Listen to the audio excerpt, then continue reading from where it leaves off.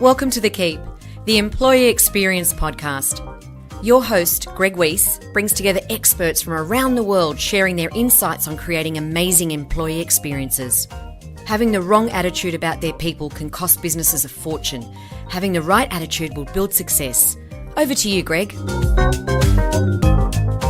Thanks, Angela. Optus is the second largest telecommunications company in Australia, and in this episode of The Keep, I find out from Kirby Grattan that Optus has to think big to future-proof their capability. Among other things, what's on their radar is career flexibility for the employee experience. Hey, I'm Greg Weiss, and in the studio today for the Keep podcast, I have Kirby Grattan. Kirby is the Director of Organisational Capability with Optus. Welcome, Kirby. Thanks, Greg. It's a delight to be here. It's a delight to have you. Kirby, I want to talk about some interesting things, and the first thing off the bat is I want to make sure that our listeners get a sense that whilst there might be some approaches with big business like Optus, a very large employer in Australia, that there's some real practical principles and things that they can learn from no matter what their size. So let's go in. We're talking about future-proofing, and we're talking about the trends in future-proofing in business no matter what their size. Tell me about the term organisational capability to start off with and capability development. Yeah, so really it's about an employee experience first and foremost. And that doesn't matter whether you're a large employer or a small employer. Every employee wants to have a unique and compelling experience when they're working for a particular organisation.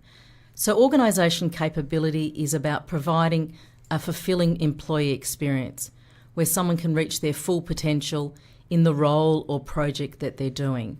So it's not so much about, the big end of town and providing all the shiny new toys. It really is first and foremost about the foundations of an employee experience where someone can grow and develop and prosper in the role that they're doing or the future roles that they've got in hand. And what do you see as those components?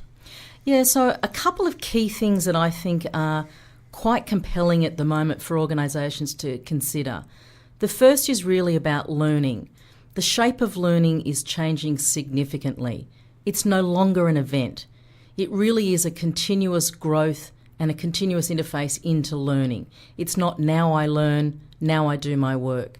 So for organisations, no matter whether they're large or whether they're small, they really need to start to look at the learning pathways for their employee and provide those personal learning experiences that suit that individual depending on where they are in their career. Okay, so let me stop you here for a second. So what is fascinating is about the idea of learning is no longer an event. What do you mean by that, and what's the distinction nowadays? So learning is really part and parcel of the way someone does their job. So if you look at a person's job, every day we learn. It really is something that's part and parcel of a role. So when someone comes into work to complete a project or to complete a task, they are in fact actually learning every moment of the day because they're going to be doing something different. When they look at Google, for example, and they're looking for how do I complete an Excel spreadsheet, just as a very basic example, and they go off to Google, they're learning. So it's not something that is a stop-start, now I learn, now I do my work. It's very much integrated into everything they do. So organisations need to get smarter at the way that learning is integrated into their day-to-day work and into their hour-on-hour work. So managers are no longer, I'll send you on this course and tick the box. The managers really are an enabler and really a feedback mechanism for the employee to be able to talk about what they're learning, what are their challenges, and then how they can learn from others or learn from the web or learn from projects or experience. So it's very much development on the run rather than an event. That's a really fascinating distinction, Kirby, between the old days of when I started in work, which I'll age myself, that was in the 80s, to where it is today. Knowledge used to be something where you'd come in out of university and it was basically it. One of my values is being a continuous learner. Is that what we're seeing nowadays, is that there's an expectation from your organisation and from other organisations that in order to sustain themselves, that they need to encourage their employees to be lifelong learners? Yeah, so there's a lot of conversation around the future of work and what that's going to do in terms of RPA into people's organisations. RPA? rapid process automation, which is really about how do we automate the work that people do today. And a lot of people are fearful of that will then take jobs away. So people and organisations need to start to think about, in inverted commas, reskilling each other in the workforce in order to be able to be ready for the next types of roles and skills and requirements that are going to be needed. Because there will be roles that will go, but there'll be new roles that are invented. And so everyone needs to keep their lifelong learning and their building around roles and skills for the future, not just for the here and now. So interesting. I had a conversation only the other day. Somebody came to me and they said, I really want to have my next job as my next long-term employment. This person was employed for 8 years. And I said, you know what? Let's get a reality check. It's not about long-term employment. It's about long-term employability. Would you agree with that? Yes, I would. And really, employees now are not going to have the same profile as perhaps you and I had, where you might stay in an organisation and you do the average 3-year tenure in a role. That type of thing is gone. The gig economy is now here. I often think about it as like Airtasker, that people will interface in and out of organisations. They're not going to be employee for life. They're going to be an employee that comes in and out and plugs and plays into the organisation. Like Airtasker, they'll bid for work. So no longer is really the traditional model of now I'm an employee and I stay in a role for 3 years, and it's good if I stay in the organisation for 8 to 10 years. That shows that I'm stable and reliable. All of that is really out the window. It's really then based on what can you bring to the organisation for that particular work that needs to be done or that particular project. And I think work is very much becoming more project-based. One of the things in Optus that we're trying to solve is really about the constitution of the workforce and how many workers in terms of full-time employees do we have versus how many people do we bring in as a contingent workforce. And that is a fascinating, complete paradigm shift for an organisation like Optus, let alone anything else. One of the things that is fascinating, I want to come back to it a little bit right now, and that is about the gig economy and what this means, because clearly there's a whole rewiring of how an organisation is going to be thinking, and then it's about the employee experience. What are employees going to really be experiencing if they're not employees? They may be gigs for hire. Yeah, and that's the Airtasker type of concept. I think the other thing is that the number of roles that are in organisations now continue to diminish. You look, unfortunately, in the news, many people are being made redundant. And so often there's not enough roles, full-time roles, to go around for full-time workers. And so this concept of gig economy, the mature worker, we're all needing to work much longer. It'd be lovely to be able to retire when we're all 55, 60, but that's just not reality. So we need to be able to create ways of working to keep people in the workforce a lot longer, keep them more productive, but be able to give people a varied experience so as they're not just boxed into one role or one capability. So we have a very agile organisation and a very agile economy.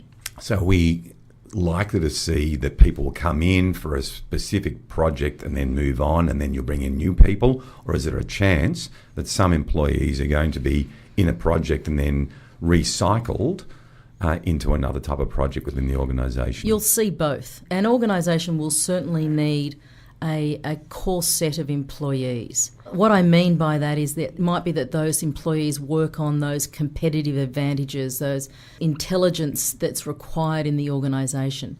And then you'll have contingent workers that may contract for saying, I'm going to work in your organisation 6 months of the year on these types of projects, and they'll come in and come out. So they still could be an employee, but not in the traditional concept. And they may go off and work for other organisations, perhaps not your competitors, but they may go off and work for other organisations in adjacent industries or the like.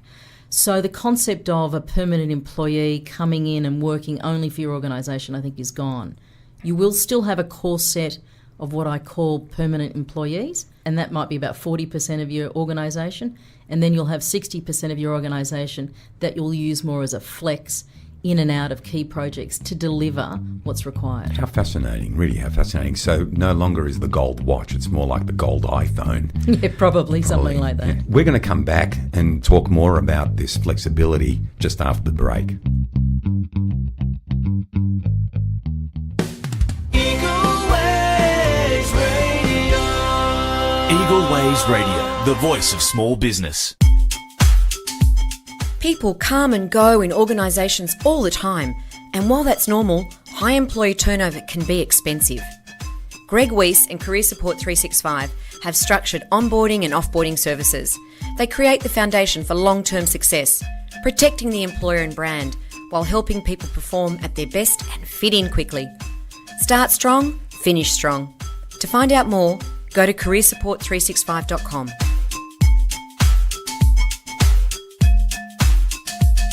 Hey, I'm Greg Weiss and welcome back to the Keep podcast, and I'm here with Kirby Grattan, Director of Organisational Capability with Optus, and we were talking about this fascinating area of the gig economy.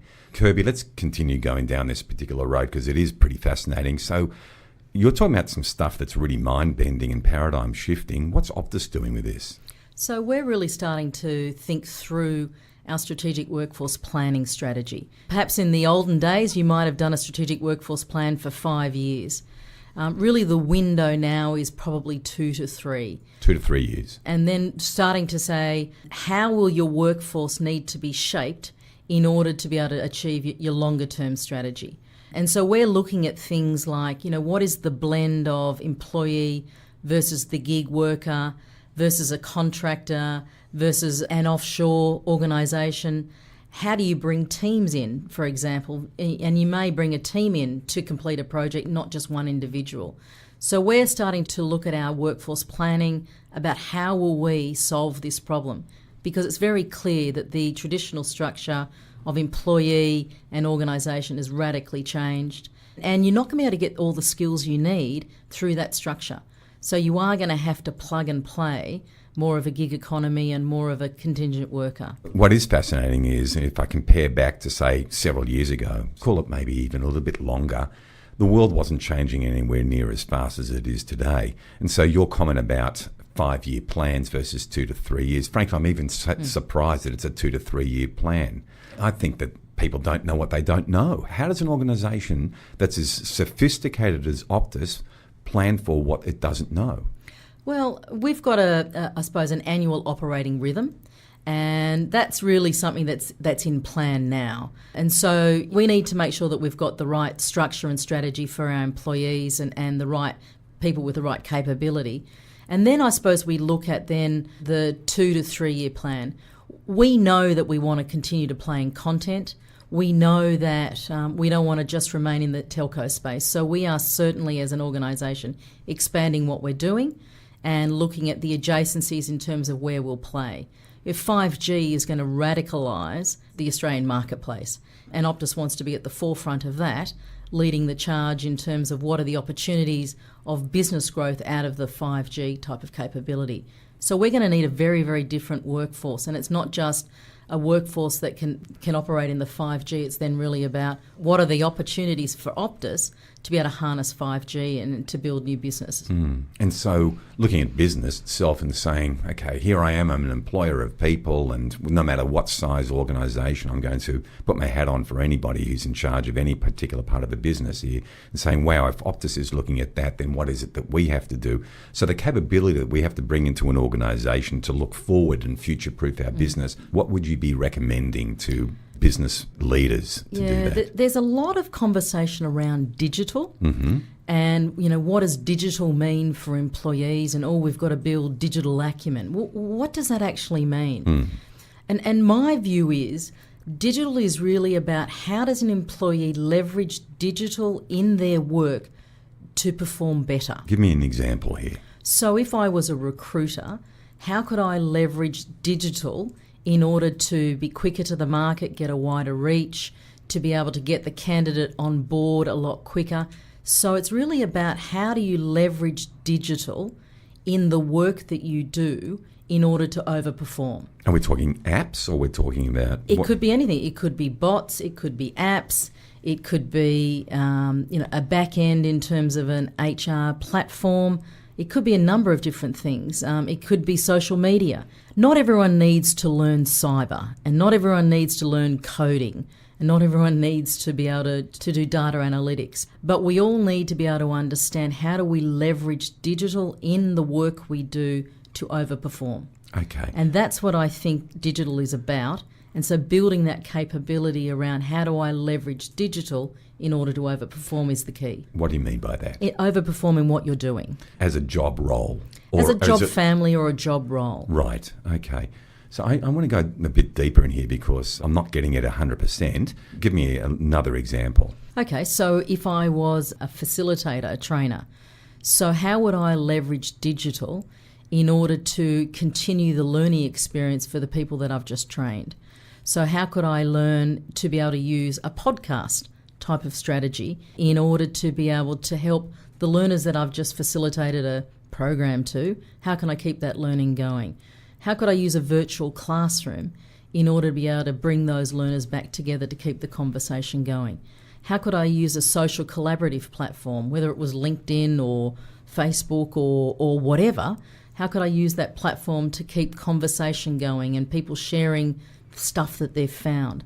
So it's that type of thing of leveraging digital in order to enrich the experience for the service or product you're providing or for overperforming in your role. And I think one of the things that I'm just learning here in speaking with you, Kirby, is how could I? So something presents, what's the impact of that new trend or that thing? How could I use that? How can I harness that? Yep. And that's the thinking that's going on in Optus. That's the thinking that's going on. How fascinating. So if we circle back then to the employee experience, here's a challenge also. This is a very, very different shaped organisation. This is a completely different experience to the old gold watch, let alone the gold iPhone. So what are we looking at here? If you're thinking about there is going to be a clutch of people who are going to say, to your point, 40% of people will be core employees, 60% will be in and out.